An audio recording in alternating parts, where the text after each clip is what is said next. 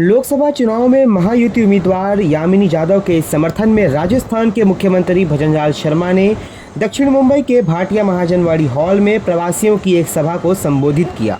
इस दौरान भजनलाल शर्मा ने प्रवासियों से कहा कि देश के विकास के लिए सभी को एकजुट होकर नरेंद्र मोदी के नेतृत्व में चुनाव लड़ रहे उम्मीदवारों को जिताना चाहिए। उन्होंने इस दौरान राजस्थान के प्रवासियों की जमकर तारीफ की और कहा, जिस तरह आप लोगों ने राजस्थान में भाजपा को सत्ता दिलाई, उसी तरह से नरेंद्र मोदी को फिर से दिल्ली की सत्ता सौंप दें, क्योंकि उनके शासनकाल में ही देश का समुचित विकास हो पाएगा।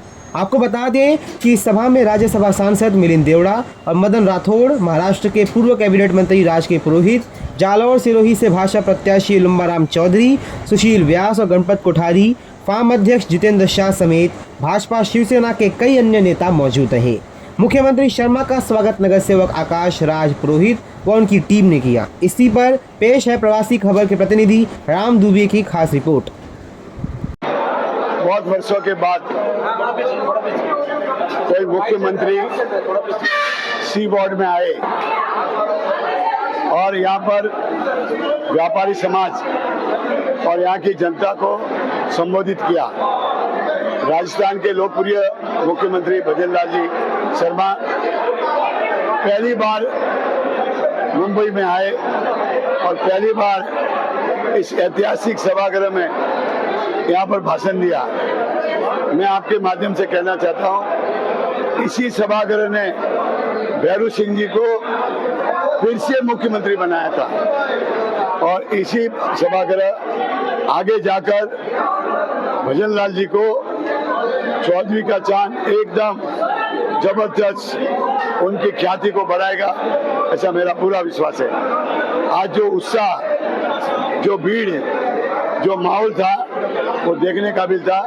मेरा मानना है कि ये कार्यक्रम सफल हुआ और आपके कहने के बाद, सुनने के बाद जनता Shiv Sena Bharatiya Janata party candidate Yamini by ताई यशवंत यादव को बड़ी संख्या में मतदान करेगी, धनुष बाण पे मतदान करेगी, धनुष बाण में मतदान करेगी और उनको विजयी बनाएगी। राष्ट्रवाद की भावना से ओतप्रोत भरे हुए आपके मन में दो विचार है, क्योंकि आपने देखा है कि इस देश के अंदर कभी हुड आए, कभी कुसान आए, कभी इस्लाम आया तो कांग्रेस आए।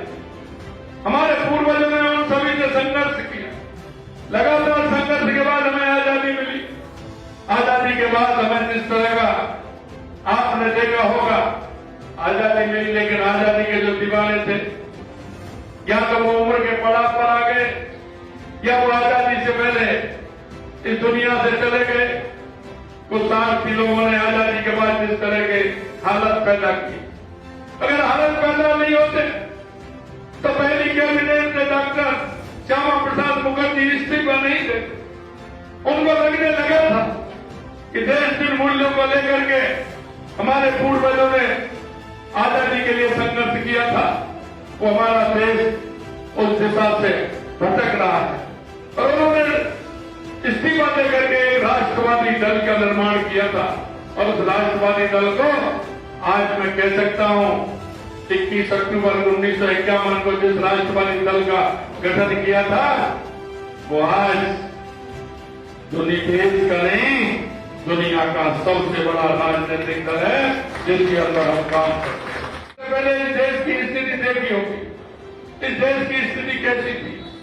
आए दिन आतंकी आते थे, कहीं ना कहीं बम फोड़ करके चले जाते थे। आपके मुंबई और पुणे ने तो वो दंश झेला भी है, देखा भी है और देखते हुए किस तरह के रूह कांपने वाले कार्य यहाँ हुए थे। लेकिन 2014 के बाद कोई देखा है क्या आपने? बताइए, 2014 के बाद कोई आपने देखा है क्या?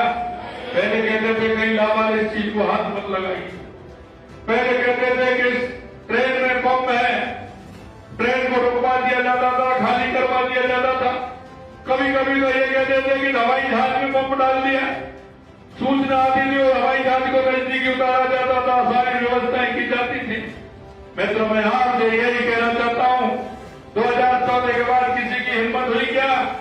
कोई आतंकी विस्फोट हुआ क्या? मैं आपसे कहना चाहता हूं, एक बार उन्होंने गलती की थी, पुलवामा में गलती की तो उसका देख लिया आपने कैसा असर था। आपने देख लिया कि पहला बार अगर कहीं अंदर घुस के मारने का काम किया तो देश के यशस्वी प्रधानमंत्री नरेंद्र मोदी जी ने। आज राजस्थान के लोकप्रिय और कर्मठ मुख्यमंत्री भजन लाल जी मुंबई पधारे। कई सभाओं के बाद मुंबई में उनका आज बहुत ही भारी स्वागत हुआ। यहाँ की सभी संस्थाओं और सभाओं ने उनका जोरदार गर्मजोशी से स्वागत किया और मुख्यमंत्री जी को बहुत अच्छे से सुना और उन्होंने यहाँ से खड़ी हुई यामिनी जाधव के पक्ष में मतदान करने के लिए सबको निवेदन किया और बहुत अच्छे कार्यक्रम खचाखच भरे हॉल के अंदर हुआ।